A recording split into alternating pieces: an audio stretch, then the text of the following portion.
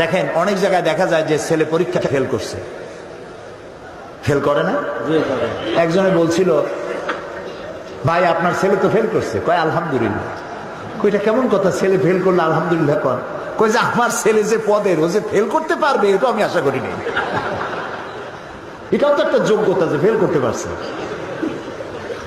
ছেলে ফেল করেছে, বাপে রাগ করেছে, বাপ কথা বলে না, মায়ের কথা বলে না, বুইনে কথা বলে না। 3 দিন 4 দিন ছেলে বাড়িতে ঠাই পায় না, মুখ মলিন হয়ে গেছে।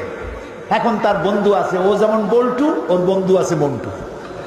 এই মন্টুদের সাথে মিশা বাড়িতে তো জায়গা পাইল না, মন্টুরা জায়গা দিল, মন্টুরা জায়গা দিয়ে নিয়ে গেল সিনেমা দেখাইতে, হাবিজাবি দেখাইলো, হাবিজাবি খাওয়াইলো।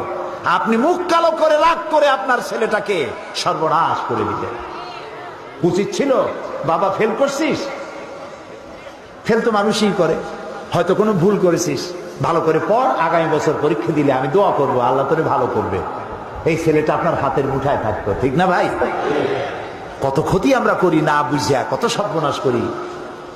মেয়েটার সাথে কথা বলি না, ছেলেটার সাথে কথা বলি না, এটা ঠিক না।